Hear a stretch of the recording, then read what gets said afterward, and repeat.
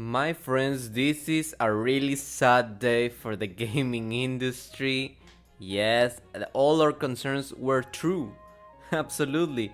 We thought that Nintendo might be setting a precedent for making games $80, AAA games specifically. Of course, they're not gonna sell just some random indie games for $80.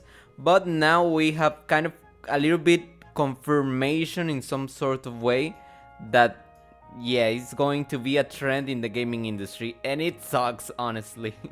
It is so sad to see it happen, and I think it particularly hits me the wrong way because it was our dear enveloped Nintendo that took the toothpaste out of the tube. So yeah, I mean, it's not a great situation. I think $80 is going to be a turnoff for a lot of people. So recently, GameStop put an update on its Twitter account. Yes, the store of video games GameStop, and it says an update from Microsoft. And it puts the following images. As of May 1st, we have adjusted recommended retailer pricing for consoles and controllers worldwide. We also expect to adjust the pricing of some of our new first-party games starting this holiday season at $80.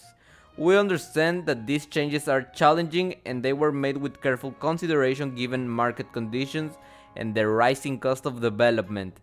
Looking ahead, we continue to focus on offering more ways to play more games across any screen and ensuring value for Xbox players. And then we can see some of the new prices compared to the prices that we used to have. So we got the Xbox Series S with 512 gigabytes, which is apparently now $380, up from $300. So that's a $80 price increase. That's absolutely insane. I mean, I understand it's a console, it's not necessarily just a game, but still I think it's kind of a lot. And we also got the, for instance, the 1TB version, which is now $430, which used to be $350.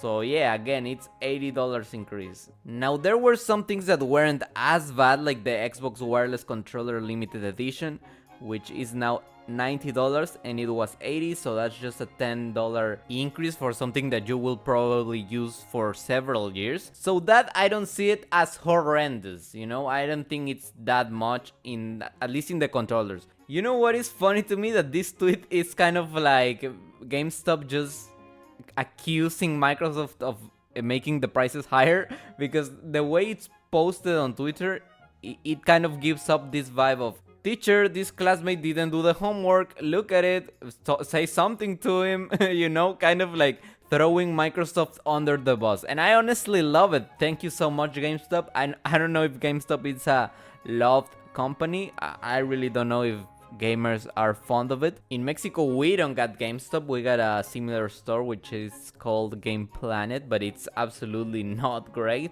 And yeah, I don't know about GameStop, but I like this tweet. They also continue with another tweet and they say, we know price changes are not easy and we want to be transparent with our community. These decisions come from Microsoft and reflect broader shift in the industry.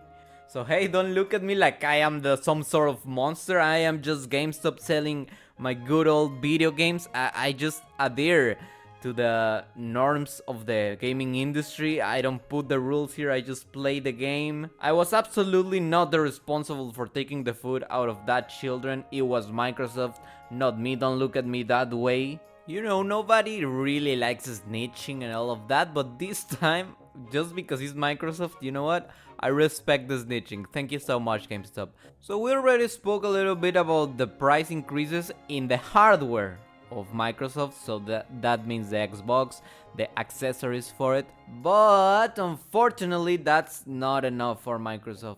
And so we got this article from Vice. I don't know if it's a trustworthy site, but I mean, I've seen it, it's famous. I don't know if it's trustworthy though. Microsoft to follow Nintendo by charging $80 buckaroos for Xbox games, consoles, and accessories will also see increased prices. So the latter part of this statement we already know, we already saw some of the prices. And yeah, charging $80 for Xbox games. I'm imagining that that will be AAA games. But then again, I feel like the AAA industry, it's kind of weird because what is a AAA games? Are we imagining something like Assassin's Creed or something? Or it could be something like Crash Trilogy, you know? Or like, what is a AAA game? Just a really popular franchise releasing a new game without necessarily having a gigantic scope within it? I know it's kind of silly, but these are these are questions that we have to ask. Are they going to charge us $80 for Crash Bandicoot Trilogy? I mean, I don't see it unlikely at all. A new report claims that Microsoft is going to increase the price of Xbox games to $80. The price hike follows in the footsteps of Nintendo, setting a new standard with Mario Kart World. Many had predicted that Nintendo's aggressive strategy would set in motion new pricing standard for AAA games, and it looks like they were correct. And to think, we all thought it would be GTA 6 that could break the $70 price barrier. Yeah, I also that's the weird and interesting part, right? Like, you could imagine that the one that would have set the trend for $80 games would have been GTA 6. But no, it's Nintendo with a Mario Kart game, which I love Mario Kart game, and I know the game will have a lot of quality. I know it's going to be fantastic, and I will enjoy it, and I will get 1,000 hours to play in it. But $80 for that, I don't know. I know it doesn't sound like much because yeah, they used to be 60, now it's $20 more. Who cares, right? But I think buying some games, you will actually notice the difference. So if you buy 3 games, then already that's other $60 that in previous pricings you could have bought a whole new game. So you can actually buy a game less for the same amount of money. You know what? Let's do the math actually. Let's be very concise here. So we used to get $60 games, and let's just say you had a budget of $200, right? So you could be 200 divided by 60. You could buy 3 games and you would have some money left.